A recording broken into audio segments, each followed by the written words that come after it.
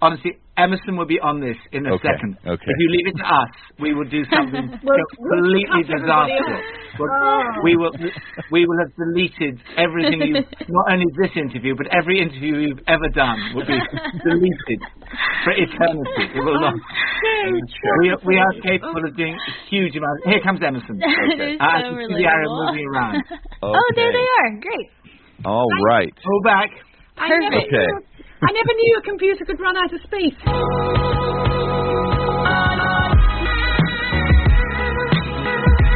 All right. Well, welcome to the podcast, Nikki and Pippa. I am so excited that y'all are here. Honestly, I've done a lot of interviews, but I was like giddy about this one. I was like nervous and giddy because I just love y'all so much. So welcome to the Whoa, That's Good podcast. Yeah. We are so thrilled to be with you. It's absolutely wonderful to be with you. I'm so excited. So for those who don't know who y'all are over in London, right? England. And London, England. I got to meet y'all in a really unique, special way. So I'll kind of connect the dots for people who don't know how we met.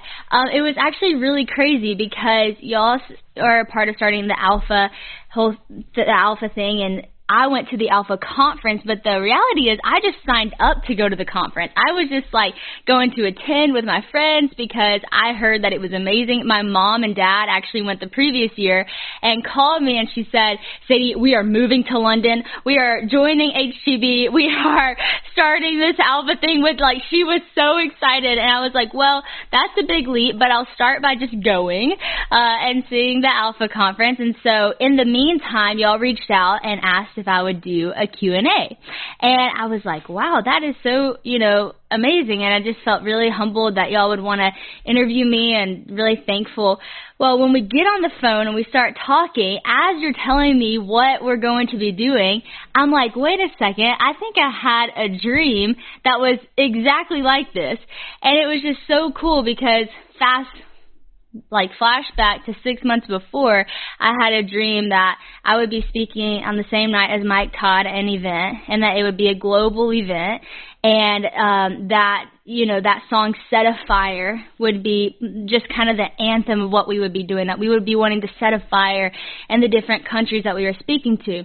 So a very prophetic dream, because fast forward 6 months later and I'm talking to y'all not knowing I'm going to speak at Alpha, you're like, Pippa said, this night is going to be set on fire because it's going to be you and Michael Todd and it's a global leadership. There's people all over the world, and I'm like, wait, I totally have had this dream. And so we got to meet really in such a God encounter way. And that just set up our relationship to be so special. I spent some time with y'all in London and then was supposed to, with Christian, spend all summer this past summer in London with y'all, but the pandemic kind of ruined those plans a little bit, but God had different plans. Obviously, we didn't know we would be expecting a baby and all the different things. And so for those of you who didn't know Nikki and Pippa, that's how we met. But actually, the funny thing is, as I talk to people, I'll say, one of my favorite leaders is Nikki Gumbel and Pippa, and people say, oh, who is that? And as soon as I say Bible in 1 year, everybody's like, oh my goodness, we love them, because so many of my friends listen to the Bible in 1 year. So I'm excited to hear from y'all, as I know many are. But we'll start with the opening question of our podcast. What is the best piece of advice that you two have ever been given? I was very struck by somebody called Cardinal Tagle, who is the cardinal in charge of the Philippines church, all those millions of people there. He said to us, I take myself. I don't take myself seriously, but I take Jesus seriously. Oh, that's good. And that has always struck me, that I've worried so much about what people think, what I'm doing, what I don't do. But he said, don't take yourself seriously. Laugh at yourself, make mistakes, do things wrong, but take Jesus seriously. I love that. That's so good. I feel like, people always ask me, for people who watch our TV show, about Uncle Si, because if you've ever seen our show, my uncle is like crazy.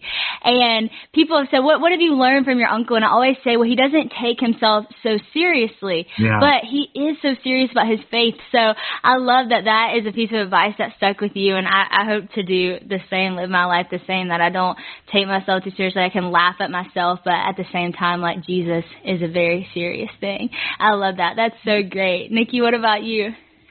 So I heard this pastor, a very old man. He's no longer alive, but he was just a wonderful man. And I heard him give this talk where he said, God loves you unconditionally, wholeheartedly, and continuously. And after the talk, he came up to me and he said, do you believe that God approves of you? And I said, well, actually, I struggle with that because I know things that everybody else doesn't know, and I find it difficult to believe that God really loves me. And he said to me, God wants you to know that he approves of you. Wow. He loves you wholeheartedly, continually, and totally. And I found that one of the hardest things, most important things to know in life is that you are loved. And you're loved totally, continuously, wholeheartedly. Wow. And so that was a very profound, and to know that God approves of you. Yeah. Wow, that's beautiful. I love that. And I just love that you shared that, because I feel like people already listening struggle to believe that about themselves, struggle to believe that they're loved and that they're approved and that they're a part of a good creation, And so I think that already people listening to this podcast can take that word and know that they're loved and know that they're approved. And that's something that shapes your whole life. So I got to say, you two really are some of Christian and I's favorite people. And I know we don't even know y'all super well, but we just look up to y'all so much from afar. And we're not the only ones. We were talking to Louie and Shelly Giglio one day about y'all, and Louie said Nikki is one of my favorite leaders to look up to because of his humility. And both of you, your humility and what you've done and how you've led is so beautiful. But also not just leaders in the church. Honestly, y'all are like our relationship goals. Like a lot of people here, have like celebrities that are like their relationship goals, but Nikki and Pippa Gumbel are our relationship goals. So tell us, back up way back. How did y'all first meet, and how did y'all start y'all's relationship? Well, that was before we were Christians. Oh, wow. Yes, we're back at about age 17, 18, and I wanted to get into a nightclub, and you had to be a member. And someone gave me Nicky's telephone number. I'd never met him. And I rang him up and asked him whether he'd get me into this nightclub. And that's how we met. That is amazing. So y'all have come a long way. A lot has changed. Okay, so y'all weren't Christians, but now obviously I've hyped y'all up to be these incredible church leaders. So when did y'all become Christians? How did y'all meet Jesus? Well, I encountered Jesus through reading the New Testament. I was an atheist. I'd sort of written essays proving that God didn't exist. And my two closest friends told me that they had become Christians. And I was so horrified that I wanted to help them. So I decided to read the New Testament. And as I read the New Testament, it was as if the person I was reading about in the New Testament, Jesus, emerged from the pages, and I encountered him. Wow. And that was a life-changing moment. I discovered that Jesus said, I came that you might have life and life in all its fullness. And since that time, that's what I've discovered. Wow, that's so powerful. So I heard you tell your story one time, and how when your friends started becoming Christians, you were like so worried about them, and you said they were such wonderful people. I didn't know what happened to them. And so you had this like view of Christianity as such like a negative thing. Where did that come from, that you had this negative view of Christianity and who Christians are? I think it was maybe just a view of church. I found my impression of church was that it was boring. I'd been to services that were very dull.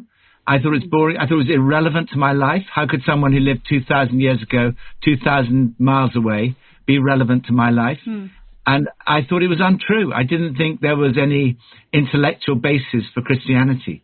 And I couldn't have been more wrong. Jesus said, I'm the way, the truth, and the life. Come on. That is awesome. To all the creative people out there and social media users, you guys are going to love this one. I want to tell you guys about Issuu. So Issuu, spelled ISSUU, is an incredible platform, especially if, like I said, you're a creative, if you work in the social media world, because if you want to spend time creating content, not re-editing all the little details for Facebook, Instagram, or your website and other platforms, Issuu is the perfect place for you. So a lot of times what happens is you go in and, you're creating for all of these different platforms, and you have to reformat, you have to do all these things, but instead of doing that, Issuu handles all of that for you. Whatever your hobby, your job, or your passion is, they make your stuff look amazing everywhere you post it, so you don't have to spend all that unnecessary time.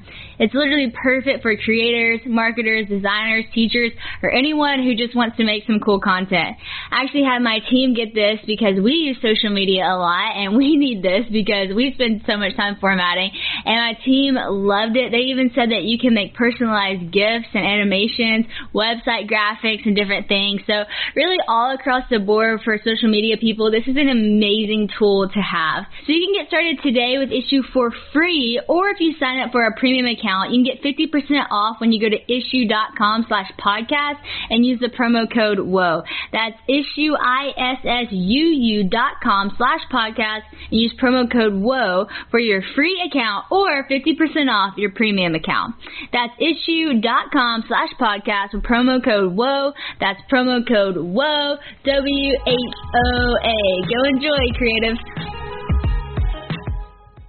So, Pippa, what about you? You went from getting to a nightclub to helping lead a church. So where did you encounter Jesus? Well, I think I sort of had a nominal Christian upbringing, that we certainly wouldn't have called ourselves not Christians, but we never talked about God. We didn't have a Bible in the house. We didn't pray together.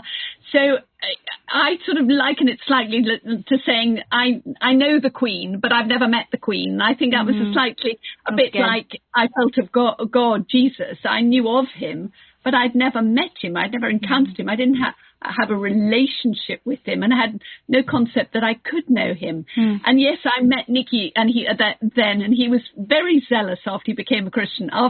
So when I re-saw him, he was running around with tracts in his pocket trying to convert everybody, and I was keep me away from this man. I think he's gone crazy. And so totally separately, I met these other young people who'd arrived in London who were Christians who wanted to talk about their faith, and I was captivated by them because they were genuine, they were real, they loved me for who I was, not anything that I could give them. And as they talked to me, they opened the Bible one day with me and read from John chapter 10 verse 10 that Jesus says, I came that you might have life, and life to all its fullness. And I thought, yes, that's what I want. I have a life, and it's great, it's fine, it's great, but I'm missing something. I want this fullness of life. And I went back that day, knelt down, and asked Jesus into my life. Wow, that's incredible. So I hear you both talking about this life and life abundantly, life and life to the full. And you all both had an experience living life without Jesus, and you've had an experience in the majority of your life living life with Jesus. Can you tell an obvious difference of the fullness of life from where you were and where you're at now? Like that promise that initially sparked y'all to get into faith, has that carried through for y'all in your life? Well, I think the difference for me is, like, before, I was always looking for the next thing. I was never really satisfied. Yep. I thought I was.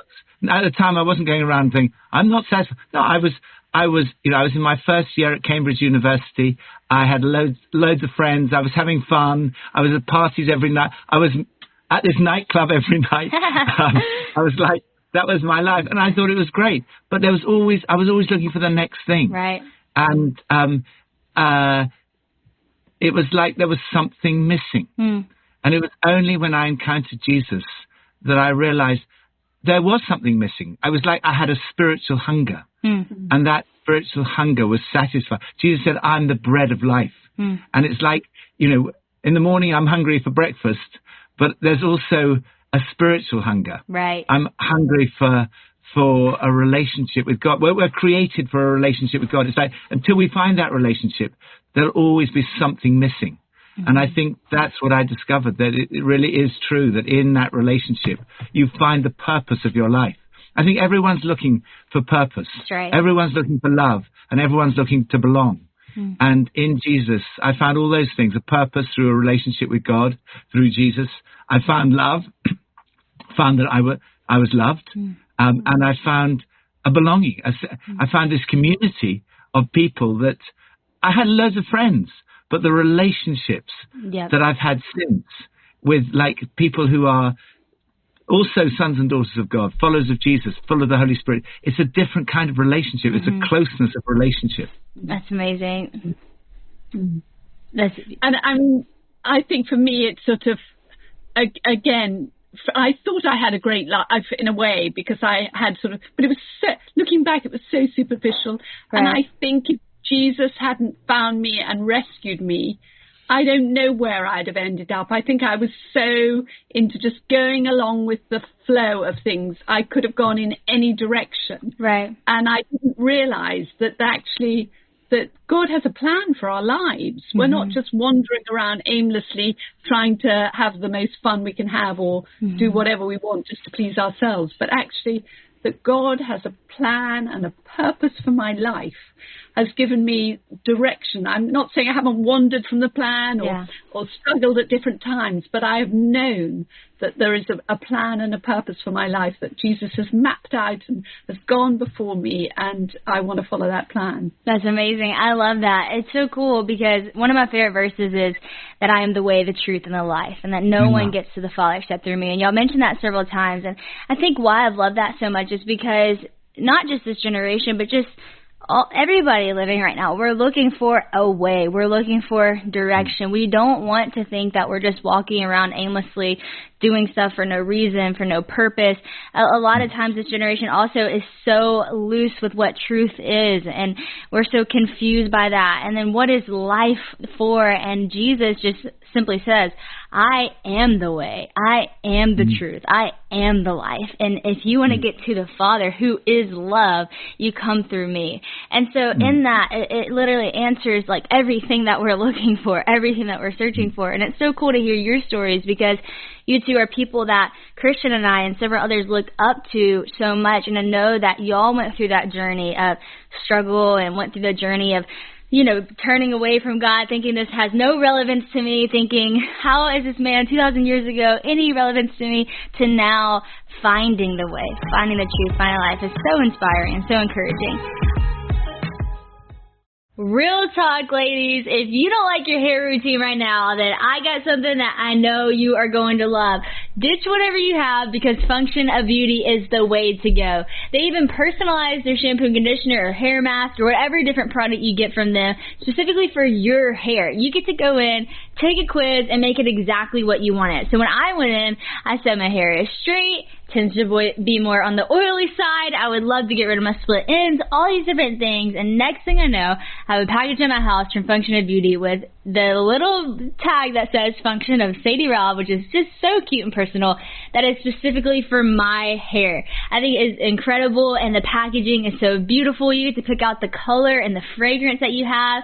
I picked out a yellow color, which I just thought was so fun and bright, and the scent that I liked, and so I love it. I mean, how could you not like it? You're the one that picks it. So if you don't like it, try again, because it's totally up to you. You can ditch going and looking at the shelves for, you know, however long you spend trying to figure out what shampoo is best, and just go create your own at functionofbeauty.com. So go to functionofbeauty.com/woe to take your quiz, and you can save 20% off your first order. That applies to their full range of custom hair, skin, and body products. Go to functionofbeauty.com/woe to let them know that you heard about it from our show and to get 20% off your first order. functionofbeauty.com/woe to get your personalized formula today. Nikki, I know that you come from a family of lawyers. You yourself studied that for years and were a lawyer for years. And then also in your Alpha course, you talk a lot about evidence about Jesus, evidence that God is real.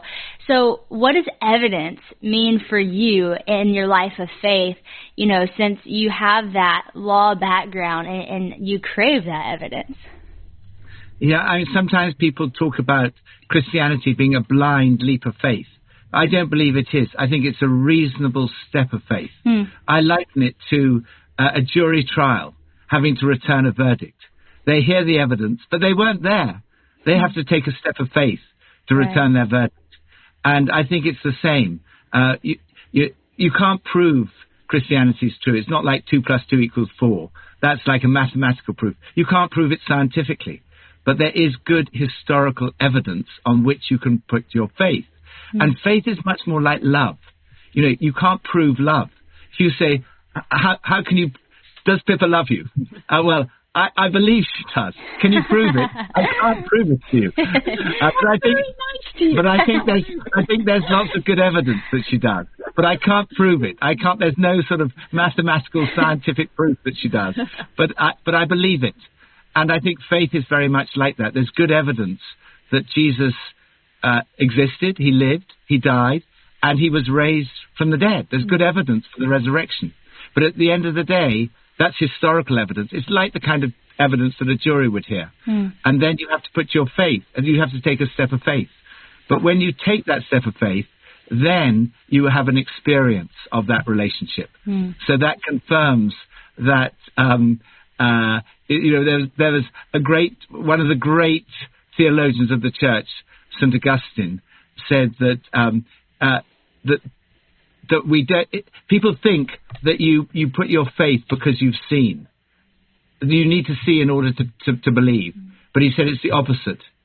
You believe in order that you might see. And it's actually when you put your faith in Jesus, that was my experience. The moment I put my faith in Jesus, I knew it was true. That's amazing. Because of the experience. And I think the same is true. You have to take a step of faith. And when you take that step, then you see. Wow. And you can't... So that's the way around. People often say, another theologian said it's not that I understand in order to believe. I believe in order to understand. Wow. And you can never fully understand this world until you put your faith in Jesus. And when you put your faith in Jesus, it's like your eyes are open to understand that this world is created by God, that there is a God, and that Jesus is the Son of God, and that the Holy Spirit comes to live within you, and he opens your eyes to see and to understand. Wow. That's amazing. It's so cool that you shared that, because this morning I was praying for this conversation and just, God, what do you want us to talk about? What do you want us, where do you want us to get? And I was thinking about how cool it is that, because honestly, before I do any interview, I study, because actually, Nikki, you gave me this advice. You said, to be a good interviewer, ask questions you already know the answer to.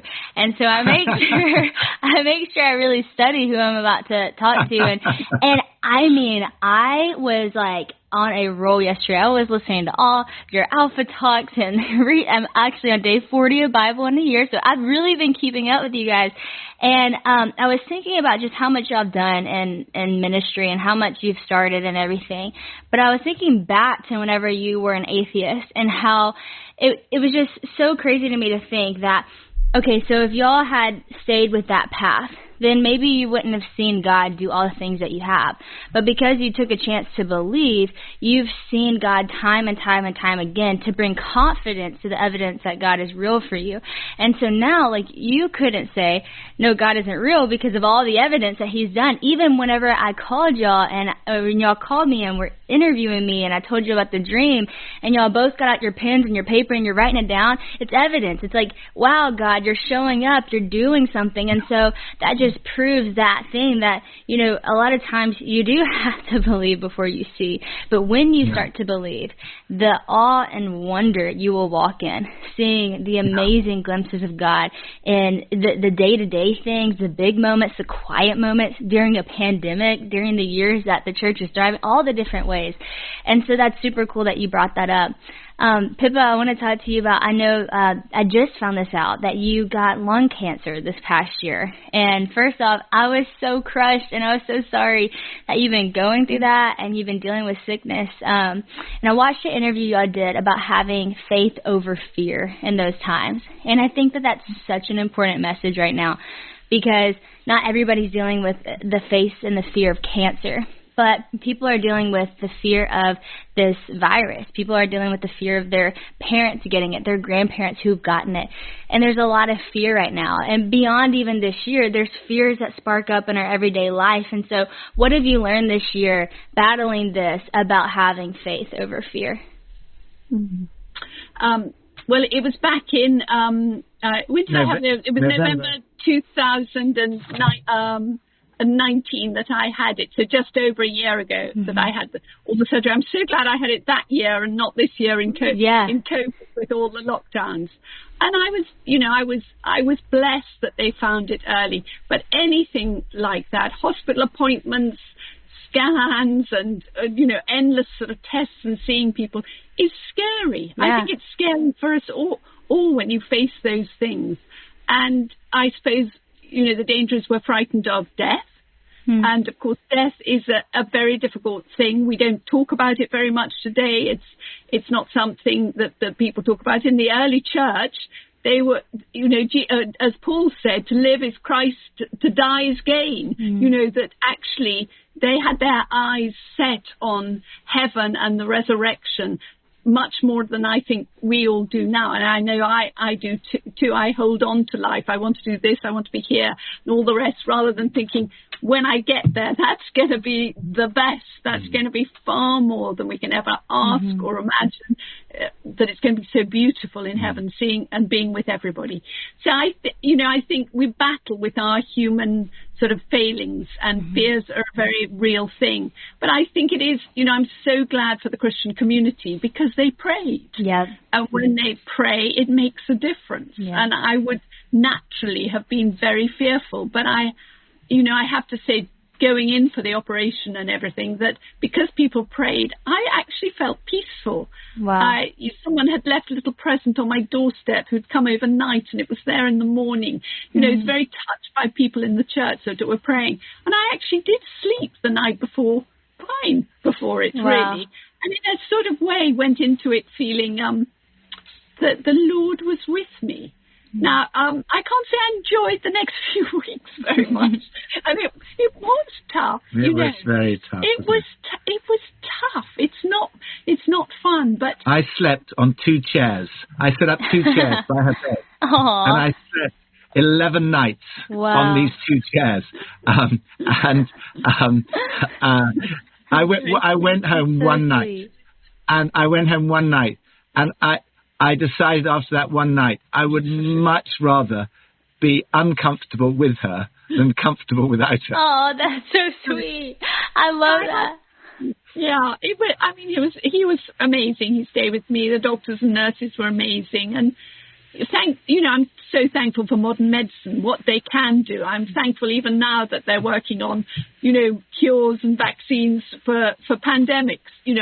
Modern medicine has saved my life. Wow. And it saved Nikki's life, many times over.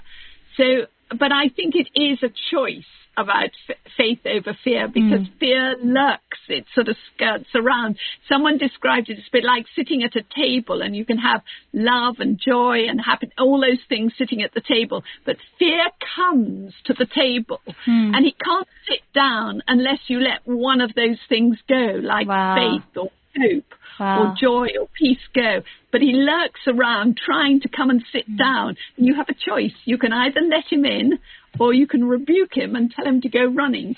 That Jesus, has the victory. That's so good. It is a choice all the time for that. But I think prayer is supernatural. He can do an amazing thing that we can't do over that. But thank you for your concern, and I'm doing really well now, thank you. I'm so glad. I love how you just put that, the table. I've never thought about it like that or heard that said, but that's so true. Something has to go for fear to come in. And I've seen that time and time again. I'll let joy go for fear to come sit. And I'm like, wait, I don't want this. I don't need this. Like, bring joy back. But you have to be serious about it. It has to be a choice. Well, I love what you said, Nikki, about sitting with Pippa for 11 nights and how you'd rather be uncomfortable with her than comfortable without her, because it leads me to my next question about how y'all did the Bible in 1 year commentary together.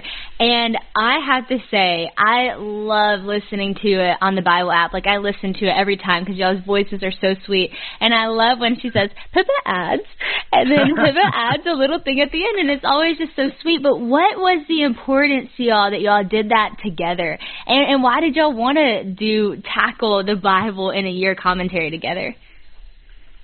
Well, ever since I encountered Jesus, which is quite a long time ago, every day pretty much, I've wanted, all relationships thrive on communication. You know, that's the key to every human relationship is communication. And it's the same with your relationship with God. And it's more important that God speaks to you than that you speak to God. And the main way that God speaks to you is through the Bible. Wow. So God originally spoke to me through reading the Bible. That's how I encountered Jesus. So every day since then, I want to keep that communication up. Cool. I want to keep that relationship up. So, and about 30 years ago, I was given the Bible in 1 year, which is like a psalm, bit of New Testament, bit of Old Testament. And I started reading it, and I have done ever since. I mean, every day for the last 30 years. And about 13 years ago, I think it was, maybe 12 or 13 years ago, someone who'd done Alpha said, could you help me? I'm trying to read the Bible, and I can't find any way to get into it. I'm finding it really difficult. So I said, well, I'll do some notes each day from the Bible in 1 year. And so I just did some notes for him, really, and for the rest of the congregation. And I did it on January the 1st. And Pippa wrote something as well, and someone suggested, let's call that... My bit, it was a sort of joke at first, because Nikki spent hours of going through commentaries and all these serious things. And I was, shall I just add a bit? It was a sort of joke. And I don't know, somehow it's all sort of stuck and come together. But if I was given $1 for all the people who say to me, I don't really read your bit, I just skip your bit, I go straight down to the Pippa ad, I would be a rich man. The Pippa ads is so great. I love it. It's always the best bit. Everyone says it's the best bit. It makes us laugh. It's so real. It's so human. It's my favorite bit, definitely. It is so funny because yours is so deep and so great and so put together. And then I love it's like, let me just add a very real note real fast about life. It's so great. I love it. Oh, man, it's so good. So you kind of might have answered this in that because of how much you read. But one of my questions for you personally, because, I preach a lot of different sermons and I study a lot for them. Whenever I watch a sermon you've done, I love it because, one, it's filled with, like, stories of your life, you and Pippa's life. It's really fun, but it's also so deep. You have so many quotes from people. So when you're about to go into a message, how do you study for a message? Well, no, I'm saying I think you are such an anointed preacher. You're an amazing communicator, and it definitely wouldn't be for me to tell you anything. I'm quite the reverse. I could learn from you. I think you're a phenomenal communicator, and as you know, and I'm still hoping you'll come back to the UK. Yes, we want you back. We do too. We need you. We actually said we're like hoping to come back, and we were like, this would be great if our little girl learns to talk there, so she'll talk like y'all. So we're just going to let her hang out with Pippa all day long, so she'll talk like Pippa. We would love that. We would love that. I mean, the thing, what I always say to the young guys, by guys I mean men and women here who are preaching, five things. First of all, think yourself empty. In other words, everything you can think about that subject, write down. You don't have to do you don't have to do it in this order, but think yourself empty. Read yourself full. Read around the subject. I mean, how amazing how much research you did for this conversation. I really take my hat off to you. Salute you for that. That is it's so obvious you've done that. And that's hard work. Read yourself full. Write yourself clear when you're starting to speak. Writing makes you clear. Write yourself clear. Maybe on a computer, not necessarily handwritten. That'd be a little easier. Endless notes. Pray yourself hot. Pray yourself hot. And set yourself free. Wow. So at the end of the day, you just just go for it. But those are the 5 things I think every talk should. That would be my tip for if you're preparing a talk. That is so good. I would say that's brilliant, as y'all would say. That whenever I was there, I remember telling you, I said, I want to start saying things like you say, like brilliant. And then Pippa, you're so sweet. You said, but you say really cool things too, like awesome. And I was like, it's not as cool. But no, I love that. That's so good. I am definitely going to take that advice. And I know so many people are, because people ask me that a lot. How do you study? And I've not given anybody a clear answer because I'm all over the place. But when I think about it, it all does fall under those 5 categories. It's not that I can say do this, but just read, study, pray, all the things that you just said. So that's so cool. Well, I have one more final question for y'all, and it kind of goes back to what I said at the beginning. I'll say to people, when people ask me who do I look up to or who somebody's impacted my life, I oftentimes say the 2 of you, because of what that time in London really taught me and Christian about the church, about ministry, just watching you 2 up close for just even a few days. And again, people will say, well, who is that? And then I say the Alpha Course, and everybody's like, oh, or I'll say the Bible in 1 year, and everybody's like, oh, or I'll say, you've written several bestseller books, and they're like, oh, okay, cool. And I thought that was so cool that people, know these resources, but sometimes don't always know your name. And I want to live a life like that. I want people to, know the things I've done for Jesus, and it doesn't really matter what my name is, And so how do you build something that's bigger than yourself, or start something that's bigger than your name? Gosh, I don't know, Sadie. We've just done whatever we've been in front of us to do. I think we never set out. We run a local church, and that's been amazing. And then when Alpha started, we started this course for non-Christians in our church, and we never planned it to be for anything other than in our church here. Wow. But as it grew, then people started asking us how to run it. So we thought, maybe we should do a conference. And then we sort of opened up to do a conference, and 1,000 church leaders turned up. We thought, there are lots of people who are interested in this, and then we found, being in London too, people come here and then they go back to Kenya, or they go back to America, or they go back to Australia, and suddenly it's all over the place. Mm-hmm. And it felt as though the Holy Spirit has sort of run ahead of us. It's not that so much that we've set out to do all this, but the Holy Spirit has just done these things, and we've tried to run and catch up and try not to get in the way, but try and do what we believe that God is leading us to do, or leading the church to do. Amazing. I think that's so good, because I think a lot of people, when they start something, they, sometimes get ahead of the Holy Spirit and say, well, I'm going to do this, and it's going to be global, and it's going to be amazing, and everybody's going to love it.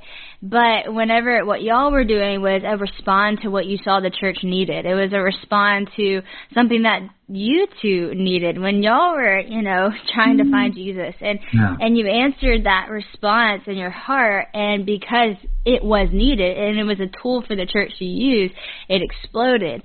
And people have found so much, honestly, life through it, because they found Jesus. And so for those of you who are listening that have never heard of the Alpha Course, I highly recommend it. Last night, as I was watching the videos from Alpha, I couldn't stop. I woke up this morning watching more. I was like, because I was learning so much, and I've been in church my whole life, but this really is different than just a church sermon. It's for the person who doesn't believe. It's for the person who doesn't necessarily want to go into a church yet. It's for you. And also, if you are a Christian, if you're put into church and you're trying to maintain that relationship with God, they also have the Bible in 1 year commentary. It's on the Bible app. You can also buy the hard copy. They have so many resources they put out. Nikki's written several books. And so I just couldn't shout out more the things that y'all are doing. I think y'all are such humble, incredible leaders. And Christian and I are thankful for your leadership, and just thankful for how y'all have believed in me and us and all the things. So thank y'all for taking time to just pour out some of your wisdom on this podcast. And I hope this is just a start for people to learn from you guys. Oh, Sadie, well, we absolutely love and admire you and your family. Your whole family, amazing. Absolutely amazing examples. And the influence that you are having is so impressive. And you're using it in such a humble, godly way. And you are so anointed, and the way that you speak.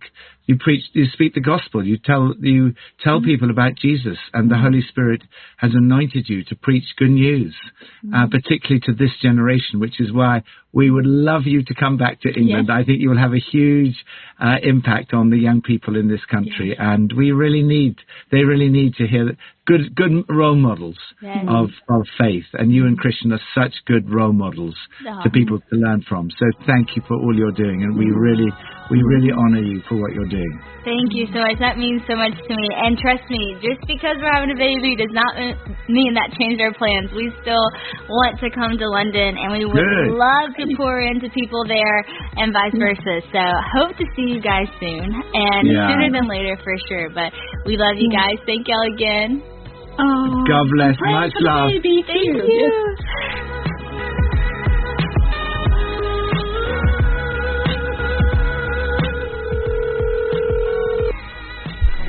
Hi. Hey, is this Emma? Yep. Hey, this is Sadie and Christian. How you doing? I'm good. How are you guys? Doing good. Christian's fantastic. Good. We're doing great. Yeah, so what's your question that you sent in? My question was what to look for that makes someone marriage material. Ooh, I like that. That's a loaded question. Are you currently single or dating? Yes, I'm single right now. I just got out of a long relationship. Oh, wow. Well, sorry to hear that, but hey, I always say breakups get you where you're going. They're necessary. Yeah, they're true. hard, but they're necessary. That is true. And, you know, this is a perfect time now that you're single to just get in that state of, like, asking yourself, what is marriage material? What am I looking for? And going in with intention. But, babe, do you want to start it off? Yeah, that's good. And, Emma, such a great question. I think, for me, the two things I think of first, one is consistency. I think that if you can find someone who's consistent with the way they treat you, the way that they treat their friends, the way that they are with their parents, and the way that they are just all around with consistency, because, you know, you could date somebody for 6 months and then they can be an amazing person for 6 months, and then after that they're not the person that they were when you first started dating. So I think over time just look for those consistent qualities, and I also think someone who has integrity and who lives with conviction and who you know, is always in for your best interest and wouldn't you know, would fear the Lord before they feared what the other person would think of them. So for me, I think consistency, that person who's always going to be there for you, and integrity, knowing that you can trust them and not, you know, feel like you have to wonder or stress about what they're doing or what they're watching or huge, yeah. That's so good, babe, because used to, you know, I would date guys and I'd be so worried about, like, who they're following, what they're looking at, and I would, like, step in and try to control that. It's like, hey, I see you're following this person, can you unfollow them? I had to say all that stuff. And they would, but it's like, you want somebody that's like, you don't have to say that. It's like, they're just doing that because of their own integrity, because of their own relationship with the Lord. And, like, they're not just changing because of you. They've already been changed because of Jesus. And so with Christian, like, I didn't have to say, like, can you do this, can you do this, can you do this, like, because I could just gladly welcome him to be who he is and who he's called to be, and I could be in relationship with that because it aligned with, you know, my relationship with the Lord. It didn't take away from my relationship with the Lord. Mm-hmm. So that's what I would say, is just somebody pursuing God, somebody who's been pursuing God, and then can also pursue you out of that pursuit. I think pursuit is something that is so important, and I think it should be something that never dies. I think, we have this giant fly flying. This is marriage material. Literally, yeah, marriage materials. Wow, someone who can kill a fly with their hand. That just, I know you can't see us, awesome. But Christian just killed a fly with his hands. Wow. Danielson. I'm sorry. I just need some chopsticks. Okay, put the fly away. I'm finishing this. This is good advice. That was really cool. Someone who can kill a fly, Emma. Someone who can kill a fly. Yeah, you want a man. But yeah, someone who's pursuing the Lord. And then lastly, I would say, which obviously these are just a few things. There's so many things. I think more than making like a checklist, you need to like actually think about the heart of the person that you're going to be with, and just the qualities that you're going to see in them. But one thing I would say is just intentionality. And it's kind of funny because my dad always makes fun of Christian for how much he says the word intentional. Is that why he says it? Yes. Is he making fun of me for that? You didn't know that? I kind of knew that. I knew that was like the root of the word. That is why. Because Christian always says, like, let's just be intentional, or I'm trying to be intentional, or the intentionality. Like, he says that all the time. But Christian says that because that's how he is. He's so intentional with his words, with how he listens, with how he steps into moments, who he calls, when he calls them. And I think intentionality is a really huge quality to look for in someone, because they're going to be intentional with you and your time and your heart. And so, that's really important. And I think one thing to look at whenever you start dating someone is maybe like a month or 2 months in, like, just take a self-evaluation of, like, am I a better person and closer to the Lord because of this person, or am I a less version of myself and further away? And if you're better and if you're pursuing God harder, then I would say, hey, that's marriage material right there. So I know you just got out of a relationship, you're single, enjoy this time of just you doing those own things in your heart, become a more intentional person, become someone with integrity, pursue the Lord now, and then whenever you have a guy come into the picture, you'll be able to see it clearly because you will have already done it. But I hope that encourages you today. And I look forward to your future story and all the things that God's going to do with your life, because you're in an exciting time. I know singleness can seem like something you dread, but it's actually such a gift. And so enjoy it and enjoy what God begins to write with your story. Yeah, thank you guys so much. I appreciate it. Yeah, thanks, Eva. Well, thanks for sending in your question, and it was great talking to you. Yep, you too. Bye. Okay, bye. I can't believe you killed that was legit. That was legit. Before we started filming, I said, what if I killed it while we were going? And I said, now that's marriage material. And that actually happened. That was rehearsed. It's really cool. You're so happy right now. So happy. You're so happy right now. Well, thanks for sending in your question. We love getting to look through them and getting to call people who send it in. So keep sending in questions of advice that you need, and we'd be so happy to answer. And that was epic. Thank you.